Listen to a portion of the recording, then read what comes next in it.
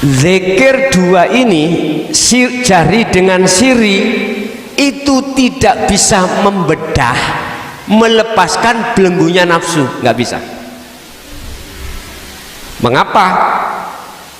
Karena itu masih bersifatkan nama dan sifat. Huwa itu dia berarti masih jauh. Kalau kita membicarakan seseorang, dia orangnya kan gak di depan, enggak toh? Jauh. Berarti Allah masih terasa jauh, walaupun di dalam hati kita ngucap Allah Allah. Saya katakan sekali lagi, zikir jahri dan siri ini tidak bisa melepaskan ruhaniyah dari belenggunya nafsu, nggak bisa. Harus diikuti dengan zikir yang tahapan 3, yang keluar dari kalimat tauhid, la ilaha illa anta subhanaka inni kuntu minal. Surat apa itu? Al-Anbiya. Ya Al-Anbiya ayat 78 kalau nggak salah. Ini disebut zikir sirrul asrar.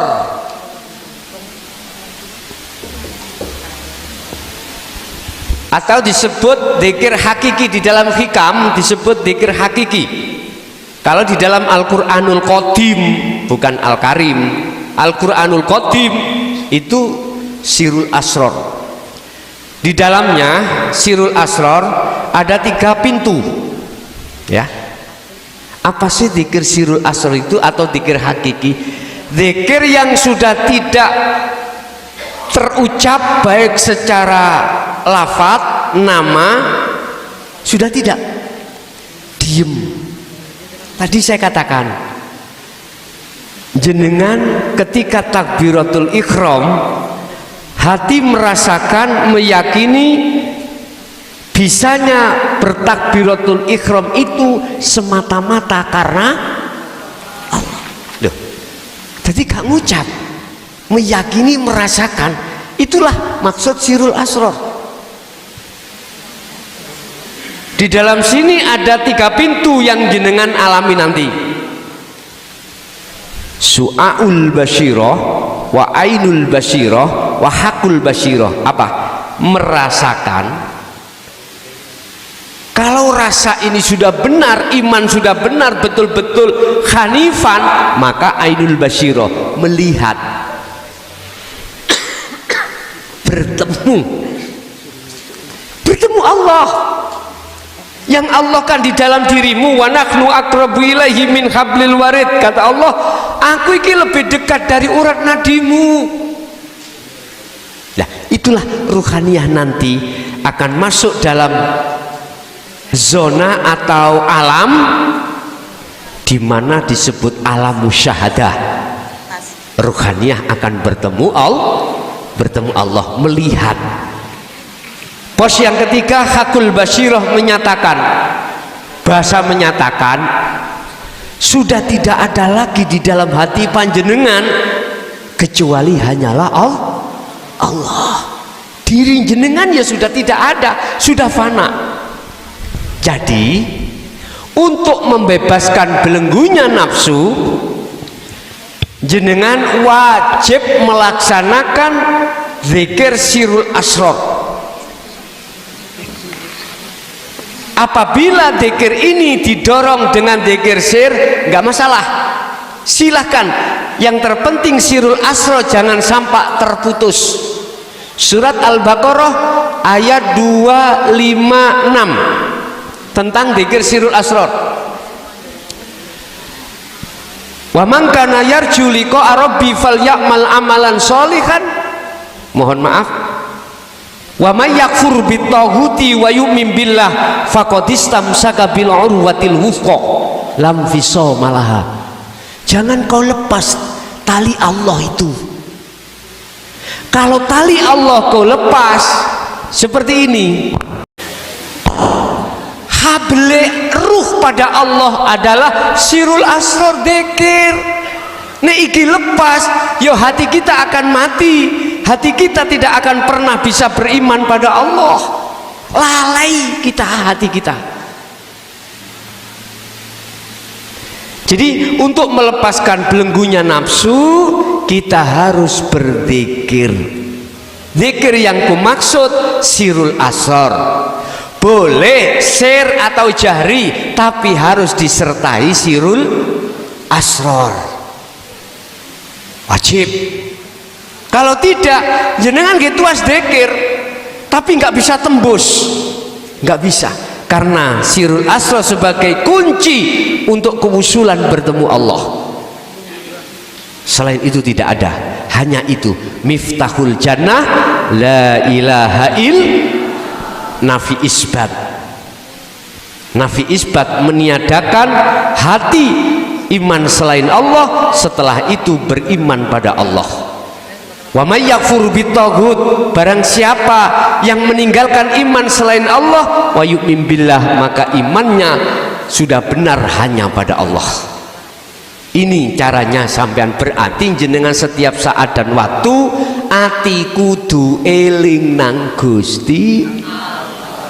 Maksude eling, hati merasakan apa yang muncul dalam diri kita semata-mata datangnya dari sing gerakkan Allah, napas yang mengeluarkan Allah, mata melihat yang melihatkan Allah, telinga mendengar yang mendengarkan Allah, lesan berucap yang mengucap adalah Allah, semuanya Allah. Latihlah hati untuk di situ. Jenengan tiang estri ulek-ulek, nggih, mohon maaf, iso gerak, siapa yang menggerakkan? Allah. Jangan dibuat ulek-ulek, hati mesosol, hatiku ngeruwet. Ayo Pak, 1 bulan dikasih belanja 20.000 buat beli uya aja. Ngapain? Buat dzikir aja. Aku bisa ngulek ini semata-mata karena Allah. Udah di situ. Itu caranya Bu ya. Jadi biasanya saudara-saudara di thariqah saya itu hati tidak lepas terus Allah Allah sambil merasakan maksud yang menjalankan semuanya itu adalah Allah. Tidak hanya mengucap Allah Allah saja, tapi iman sampean harus meyakini semuanya apa yang terjadi datangnya dari Allah. Ye. Ada lagi? Monggo. Ampunten nggih. Anu niki saking wingking. Oke. Nyuwun barokah doanipun keleresan wonten ngajeng niki wonten kecelakaan laka lantas wau jam 8. Nggih. Lan ucapan bela sungkawa saking kita sedaya sing jamaah, dan muga-muga jenazah niki saged segera dipun angkat. Niki leresan sama niku dereng saged dipun angkat. Dengan doakan soleh pas acara menika di depan itu ada kecelakaan ngaten. Nuwun sewu ya. Nggih. Terus putih panitia. Terus tolong tadi ada yang dikirimi Fatihah ya. Okay. Tadi yang didoakan tadi dari keluarga ibu ya. Tadi catatannya ada pertanyaan dulu mungkin, monggo. Ada pertanyaan ibu? Oh, okay. Bismillahirrahmanirrahim. Assalamualaikum warahmatullahi wabarakatuh. Waalaikumsalam warahmatullahi wabarakatuh. Pertanyaan yang akan saya sampaikan kepada Gus adalah, ketika kita telah berhasil menghadapkan wajah ruhaniah itu kepada wajah Allah, ya. Mohon dipahamkan ketika telah selesai melaksanakan sholat, biasanya kita kan bersalam, kemudian kita memohon supaya kita akan assalamualaikum ridhoka wal jannah. Kemudian yang kiri, mohon dijauhkan dari api neraka. Nah, ketika kita sudah bisa selalu melatih untuk bisa melihat bersama Allah begitu dalam sholat. Apakah itu masih perlu dilakukan gitu, Gus? Ngoten nggih? Nggih, matur ngoten. nuwun. Wa man kana yarju liqa rabbih falyamal amalan sholihan. Barang siapa yang ingin berjumpa pada Allah, ada dua syarat yang harus dilakukan. Pertama adalah falyamal amalan sholihan. Al-Kahfi 110 ya. Al-Kahfi 110. Yang dimaksud amalan sholihan di sini adalah perilaku ruhaniyah yang tetap memegang tali Allah, yaitu dzikir. Setiap saat dan waktu ruhaniyah hati kita harus selalu berzikir, mengingat pada Allah atas segala apapun yang terjadi, semata-mata karena Allah. Jenengan alim, bukan alim jenengan. Mengapa harus kau rampas sifat alimnya Allah? Kita gerabak. Kita alim ilmu apa? Ilmu Quran, ilmu hadis, ilmu balaghah, ilmu mantek, ilmu nahwu, ilmu syaraf. Jangan takabur, jangan merasa kau bisa. Bisamu itu datangnya dari Allah. Mengapa harus kau akui? Tidakkah sama dengan ketika saat Allah mengutus Azazil untuk bersujud terhadap Adam, dikarenakan dia merasa lebih baik, lebih alim daripada Adam. Aba wastakbar wa kana minal kafirin. Apakah tidak lebih dahsyat daripada Azazil? Alim, ilmu itu sifatnya Allah, sifat wajibnya Allah. Tidak boleh kita rampas dengan bentuk kita mengaku-ngaku sok merasa alim. Berhentilah kau. Itu maksudnya fal ya'mal amalan sholihan. Berarti bisanya berhenti, hati harus digempur dengan zikir. Yang kedua, wala yusyrik bi ibadati rabbi ahada. Jangan pernah kau menyekutukan Allah ketika saat beribadah. Artinya jangan menghadap selain Allah. Lah, ketika jenengan sudah menghadap sempurna dan bertemu Allah, apakah pertanyaannya masih juga kita harus membaca salam? Assalamualaikum, assalamualaikum, syurga, jauh yun sewu. Secara syariat tetap harus dilakukan, tapi secara hakikat sampai hanya bertemu Allah. Makanya imam salam, assalamualaikum, gak ada makmum waalaikumsalam, ada situ? Nggak ada, karena keselamatan untuk diri masing-masing. Paham gak? Secara syariat tetap dilaksanakan secara jasmani, tapi secara rohani tidak. Maksudnya rohani tetap pada Allah. Iji. Ada lagi?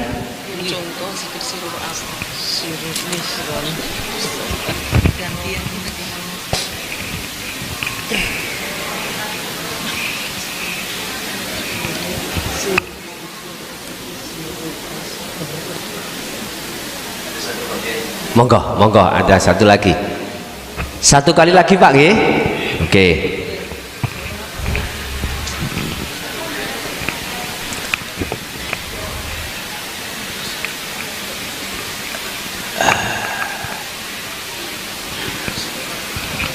Bismillahirrahmanirrahim.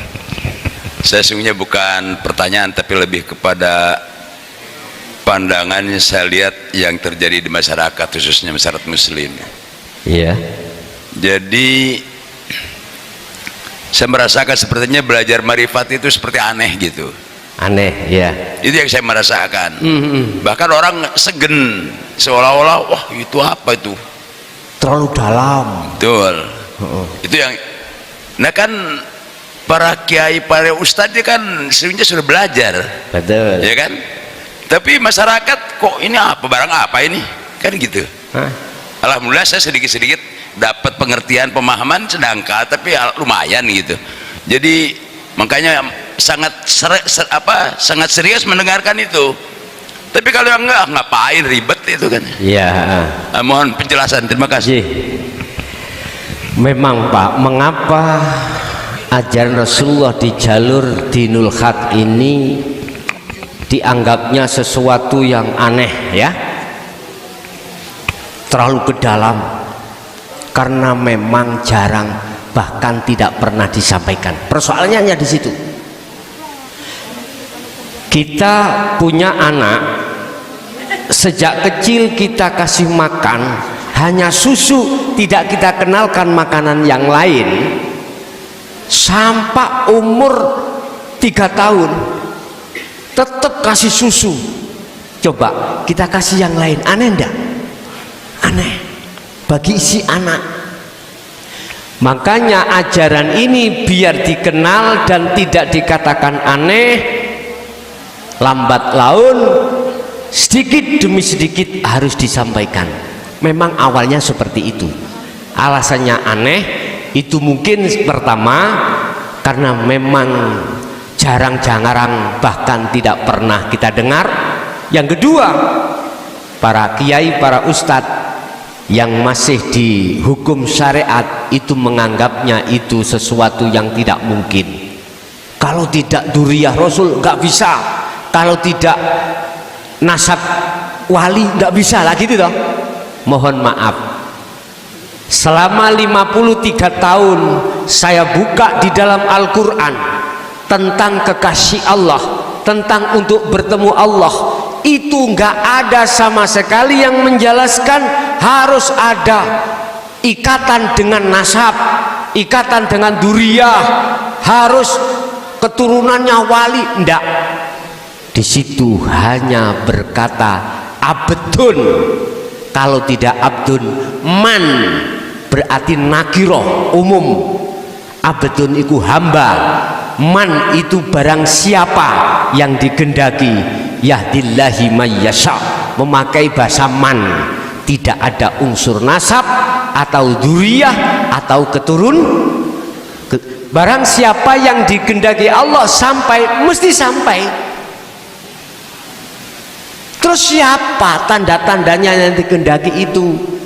Sama sekali tidak membahas tentang duriyah, tidak membahas tentang nasab, tidak membahas masalah keturunan, enggak. Walaupun kita keturunan wanita nakal, bila mana betul-betul wa anibu ila rabbikum, dialah dia. Walaupun kita keturunan orang pendosa, mohon maaf, jikalau kita betul-betul mengikuti Rasulullah, pasti dialah tanda-tanda yang dikehendaki. Tidak melihat dari sisi nasab, Pak. Enggak, biarlah di luar sana gegeran nasab ya, gegeran nasab di luar, biarlah gegeran nasab. Sibukkanlah jenengan hanya bagaimana untuk bertemu Allah. Jadi itu Pak, oleh karena memang kita menganggap tabu beberapa alasan tersebut, makanya saya belajar untuk menyampaikan di tengah masyarakat mulai tahun 2000 dulu sampai tahun 2023, berarti 23 tahun sudah saya menyampaikan hal ini biar dikenal sedikit demi sedikit. Sekarang sudah di medsos Pak ya, banyak kiai-kiai akhirat sudah menyampaikan tentang tauhid, ngeten. Tidak hanya saya, nggih. Parang setunggal malih Gus. Parang Bu, Pak. Oke, monggo. Nyuwun ngaten, nyuwun dipun fahamkan tentang zikir siror asrol kalau mau. Nggih. Mewakili sedaya ingkang rawuh. Contonipun menapa mengimani, menapa kedah ada yang disampaikan, digumamkan atau bagaimana itu? Ngoten nggih. Oke.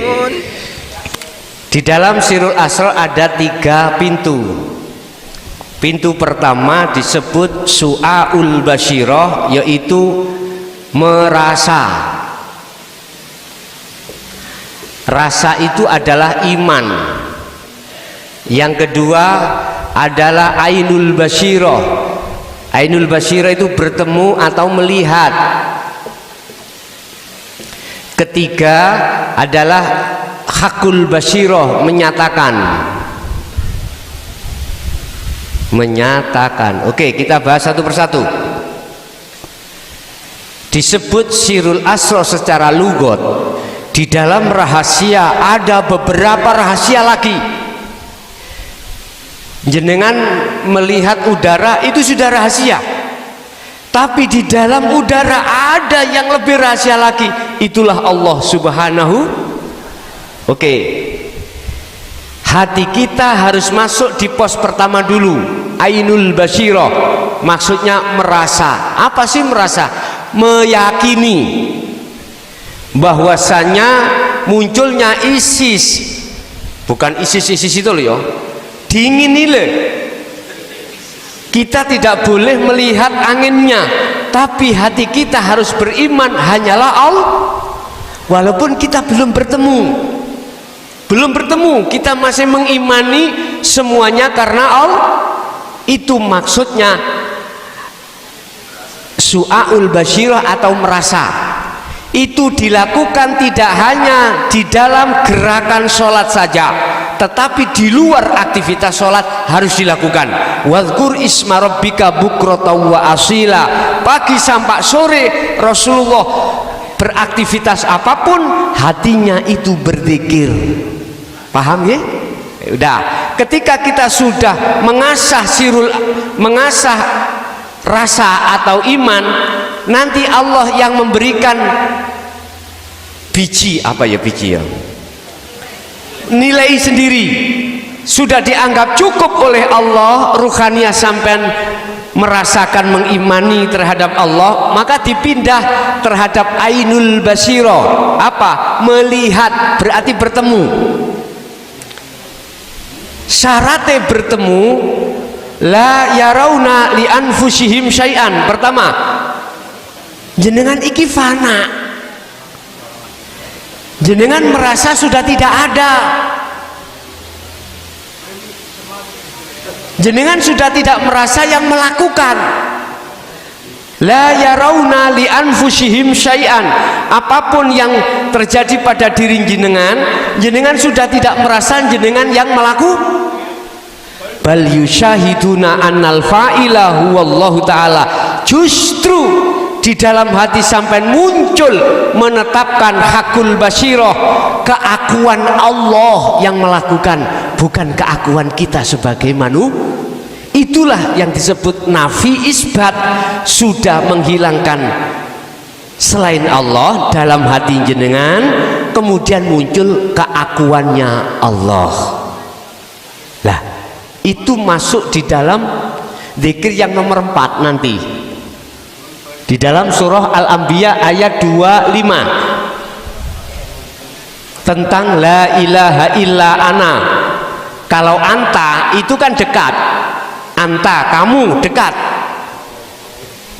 Ada 2, ada saya roh yang melihat, ada Allah yang dilihat. Berarti masih ada 2, belum ahad. Ini diteruskan lewat zikir tadi.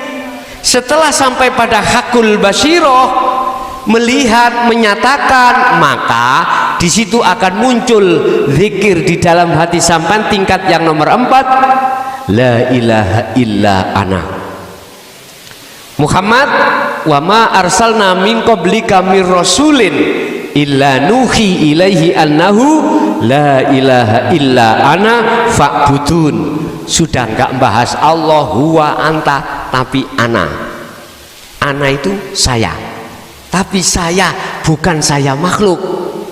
Saya ini itu Allah yang berkata. Artinya Bapak Ibu, ana akan muncul dalam hati jenengan manakala jenengan sudah tiada, artinya sudah kefanaan diri Anda. akhirnya yang melakukan semuanya itu adalah Allah. Muhammad, aku tidak mengutus utusan sebelummu termasuk dirimu kecuali harus menjabarkan surat Al-Anbiya ayat 25, la ilaha illa ana. Jabarkan terhadap umatmu. Ya ini loh Pak yang dikhawatirkan oleh ulama-ulama akhirat. Mengapa selama ini tidak berani menyampaikan la ilaha illa ana? Takutnya nanti menjadi fitnah di tengah masyarakat, sehingga menganggap, betul kata Abah tadi, mengapa dianggap tabu hakikat makrifat? Karena nggak pernah diajarkan. Kalau nanti ini sudah sering diketahui, diajarkan, lama-lama seperti kita melakukan di syariat, terbiasa. Sholat nanti kita terbiasa, nggak usah menunggu disuruh, berangkat sendiri. Paham ya? Kembali kepada niki wau. Jadi inilah tahapan-tahapan merasa berarti iman dipraktekkan setiap kondisi apapun. Dengan cara begitu nanti Allah akan memindah roh sampean iku ke alam melihat, tempat melihat, bertemu. Syaratnya bertemu jenengan nanti sudah kefanaan diri Anda dan selain Allah di dalam diri Anda. Akhirnya muncul Hakul Basiroh menyatakan keakuannya Allah, semua itu yang berperan. Ngaten nggih? Oke. Cukup Bapak Ibu, matur suwun, terima kasih semua atensi. Di sini ada beberapa arwah yang harus kita hadiahi Fatihah. Beliau adalah termasuk Mbah Buyut atau keluarga-keluarga dari Bapak Ibu yang mewakafkan masjid. Semoga barangkali ada kesalahan terhadap beliau-beliau diampuni oleh Allah. Andai kata alamnya itu gelap, mudah-mudahan diterangi Allah. Andai kata sudah terang, semakin diterangi oleh Allah. Ila hadratin Nabil Mustafa Rasulullah sallallahu alaihi wasallam wa ala alihi wa azwajihi wa dzurriyyatihi wa qurabatihi wa ali baitihi wa ashabil kiram wa ila jami'il anbiya wal mursalin wal awliya wa syuhada wa salihin wa tabi'ina tabi'ina salihin wa ila abaina wa ummatina wa azdadina wa masyaikhina wa auladina wa azwajina wa dzurriyyatina wa ahli baitina lahumul fatihah. A'udzubillahi minasyaitonir rajim. Bismillahirrahmanirrahim. Iyyaka na'budu wa iyyaka nasta'in. Khususon ila jami'il arwah Bapak Muha, tolong dibantu membacanya. Khususon ila jami'il arwah Bapak Muhammad Sahlin Sugro wa Bapak wa Ibu Sudarwati wa Bapak Ita Mustamita lahumul fatihah. Bismillahirrahmanirrahim.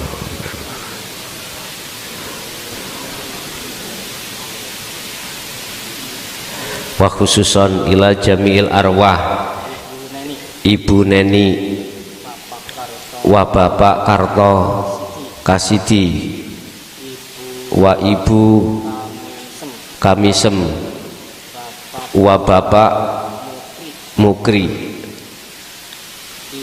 wa Ibu Kismiati wa farallahu lahum min dunubihim wa kafir anhum sayiatihim wa adkhalhum ila rahmatika ya Allah bi ghairi hisab. Lahumul fatihah. A'udzubillahi minasyaitonir rajim. Bismillahirrahmanirrahim.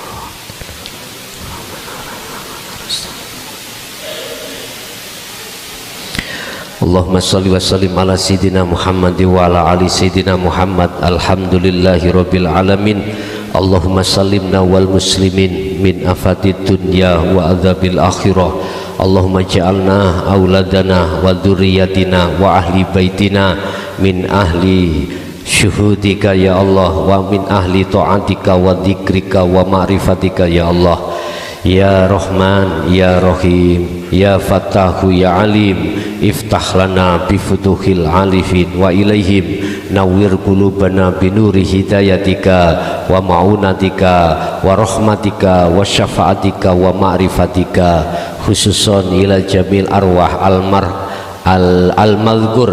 Allahumma ighfir lahum warhamhum wa'afihim wa'fu anhum wa kafir anhum sayyi'atihim ya Allah, wa adkhalhum ila rahmatika ya Allah bi ghairi hisab.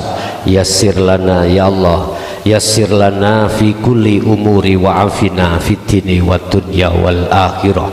Rabbana atina fid dunya hasanah wa fil akhirati hasanah wa qina adzabannar.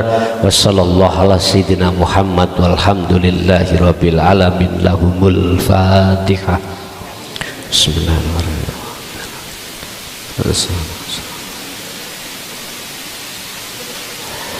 Bapak Ibu, itulah apa yang bisa kami sampaikan mulai awal sampai akhir. Semoga menjadi ilmu yang manfaat barokah awal sampai akhir. Segala kekhilafan mohon maaf. Akhirul kalam. Assalamualaikum warahmatullahi wabarakatuh.